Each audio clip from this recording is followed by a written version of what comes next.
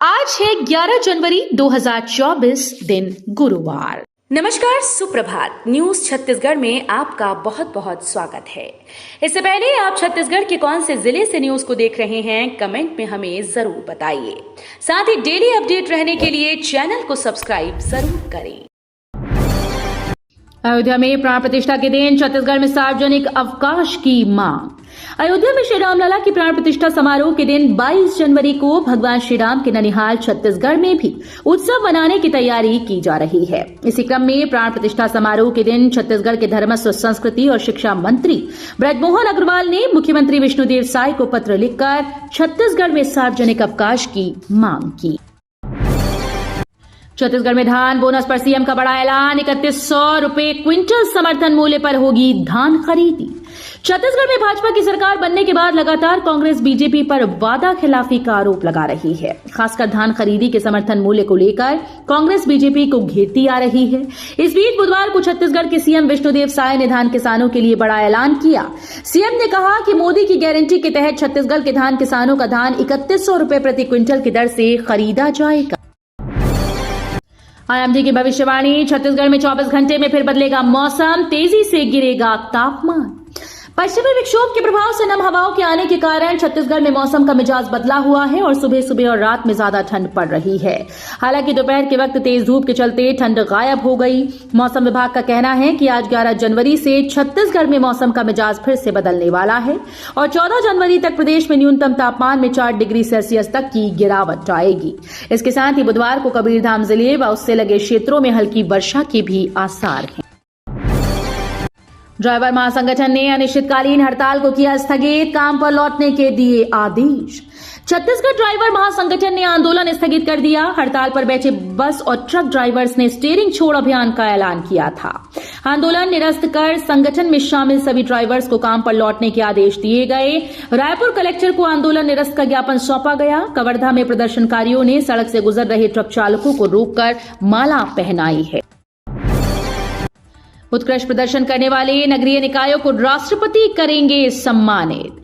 स्वच्छ सर्वेक्षण में नगरपालिका बैकुंठपुर ने बेहतर प्रदर्शन किया, जिसके लिए राष्ट्रीय पुरस्कार समारोह में आमंत्रित किया गया। इस कार्यक्रम में शामिल होने के लिए मुख्य कार्यपालन अधिकारी मनीष वारे दिल्ली रवाना हुए। उक्त सर्वेक्षण में नगरपालिका परिषद बैकुंठपुर को ODF++ होने के साथ GFC में 1 स्टार रेटिंग हासिल करने में कामयाब हुए। जिले के बैकुंठपुर नगरपालिका परिषद के लिए आज 11 जनवरी 2024 एक यादगार तिथि साबित होगी। कार्यकर्ता सम्मेलन में शामिल हुए रमन सिंह लोकसभा की सभी 11 सीटें जीतने का किया दावा। राजनांदगांव जिले के सोमनी स्थित एक निजी होटल में भाजपा के द्वारा अभिनंदन और कार्यकर्ता सम्मेलन का आयोजन किया गया। सम्मेलन में शिरकत करते हुए विधानसभा अध्यक्ष डॉक्टर रमन सिंह ने आगामी लोकसभा चुनाव के लिए कार्यकर्ताओं में जोश भरा। वहीं छत्तीसगढ़ की सभी 11 लोकसभा सीटें जीतने का दावा किया। विधानसभा चुनाव के बाद अब लोकसभा आम चुनाव नजदीक आ रहा है। ऐसे में राजनीतिक सरगर्मियां तेज होने लगी हैं। नक्सलियों के खिलाफ पुलिस की बड़ी कार्रवाई, भारी मात्रा में हथियार और विस्फोटक सामग्री बरामद। छत्तीसगढ़ के सुकमा जिले में पुलिस ने नक्सलियों के खिलाफ एक बार फिर से बड़ी कार्रवाई की। बता दें कि सर्चिंग पर निकले जवानों ने नक्सलियों के डंप पर छापेमारी की। बताया जा रहा है कि नक्सली डंप से भारी मात्रा में हथियार और विस्फोटक सामान बरामद किए गए। जानकारी के मुताबिक सुकमा जिले के दंतेशपुरम और कोराजपाड़ इलाके में जवानों को देख नक्सली सारे सामान को छोड़ भाग खड़े हुए। क्रिकेट स्टेडियम का 2,30,000 बिजली का बिल बकाया, विभाग ने कनेक्शन काटने का भेजा नोटिस।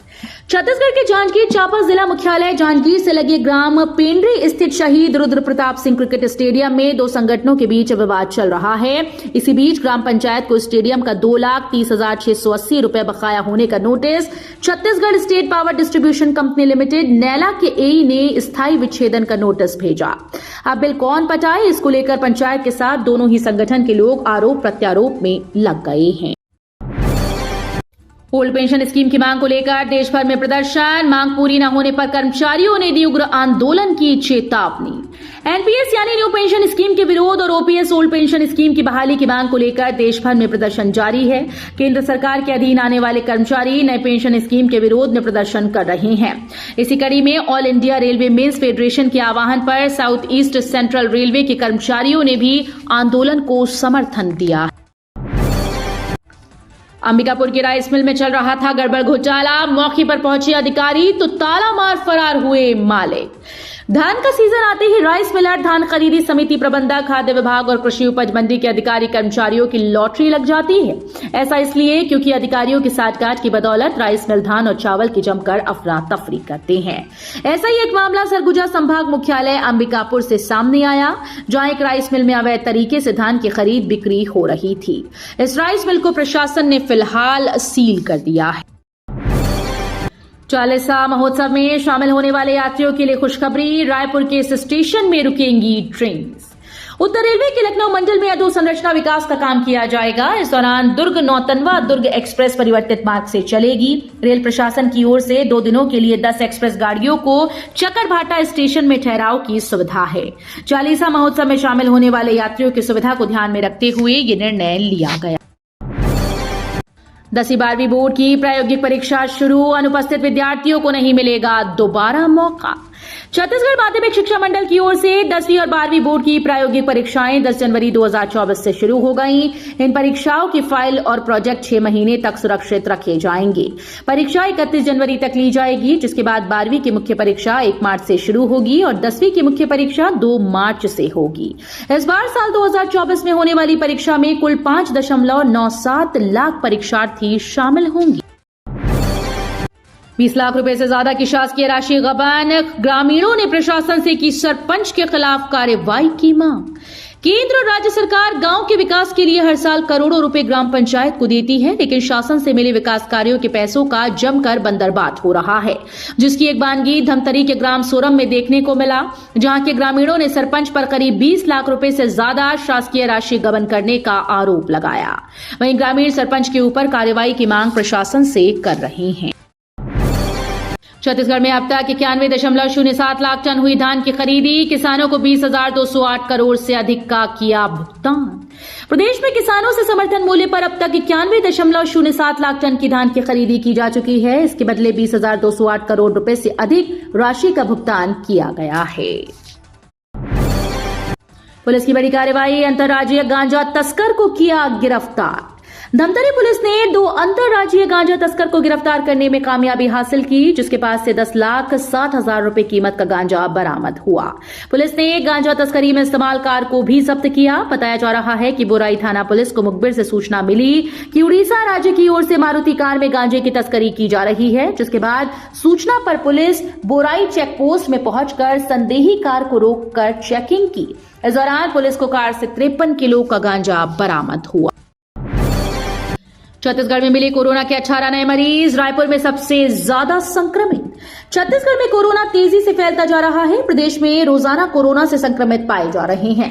रिपोर्ट के अनुसार आज 4,775 सैंपल्स की जांच हुई, जिनमें 18 कोरोना से नए संक्रमित मिले हैं।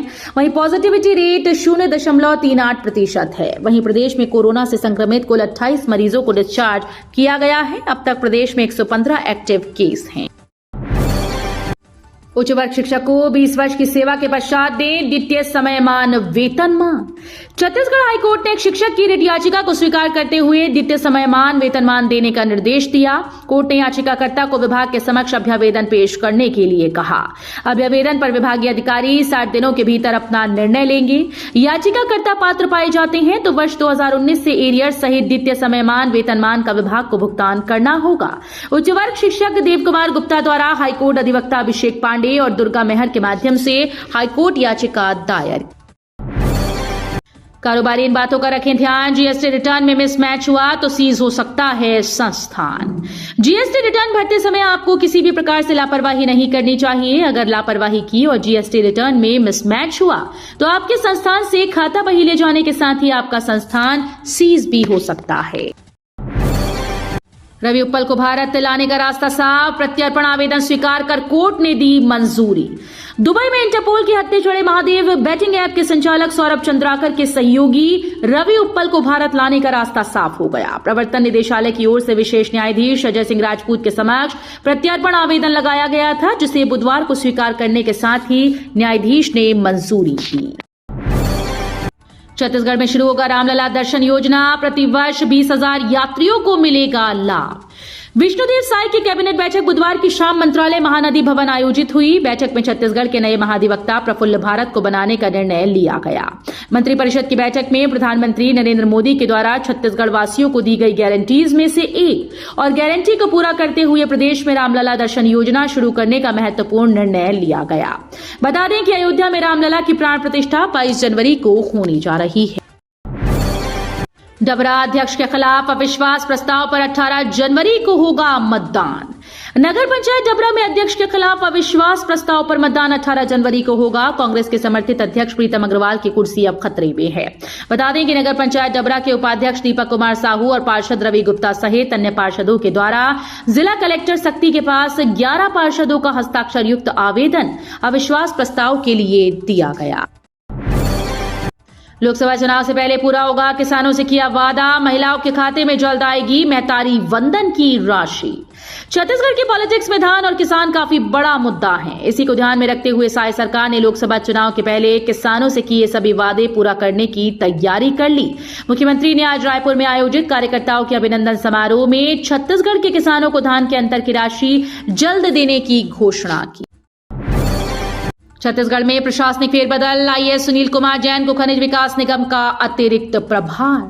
छत्तीसगढ़ में एक बार फिर से प्रशासनिक फेरबदल किया गया है। छत्तीसगढ़ के आईएएस अफसर सुनील कुमार जैन को खनिज विकास निगम के प्रबंध संचालक का अतिरिक्त प्रभार सौंपा गया। इसके अलावा आईपीएस अफसर जितेंद्र सिंह मीणा को बड़ी जिम्मेदारी दी गई। 2007 बैच के आईपीएस अफसर मीणा को डीआईजी बनाकर सीबीआई दिल्ली भेजा गया है। पीआरएसयू में फरवरी के अंतिम सप्ताह में होगा 27वां दीक्षा समारोह। पंडित रविशंकर शुक्ल विश्वविद्यालय ने 27वें दीक्षा समारोह की अधिसूचना जारी कर दी। इसके मुताबिक 31 मार्च 2023 से लेकर 10 जनवरी 2024 तक डीलिट पीएचडी की उपाधि के लिए जिन्हें योग्य घोषित किया गया उन सभी को डिग्री दी जाएगी। साथ ही 2022-23 की विभिन्न कक्षाओं में प्रावीण्य सूची में प्रथम स्थान प्राप्त करने वाले सभी छात्रों को गोल्ड मेडल दिया जाएगा। संजीवनी धान इम्यूनिटी बढ़ाने के साथ ही कैंसर की रोकथाम में भी है मददगार। इंदिरा गांधी कृषि विश्वविद्यालय के विज्ञानियों ने छत्तीसगढ़ के पारंपरिक ज्ञान का उपयोग करते हुए धान की नवीन औषधीय किस्म संजीवनी विकसित की, जो शरीर की रोग प्रतिरोधक क्षमता बढ़ाने और कैंसर कोशिकाओं की रोकथाम में उपयोगी पाई गई। संजीवनी का विकास छत्तीसगढ़ की पारंपरिक औषधीय धान की किस्मों से चयन कर लिया गया। इसके औषधीय गुणों के वैज्ञानिक आधार का विस्तृत विश्लेषण कर इस किस्म को तैयार किया गया है।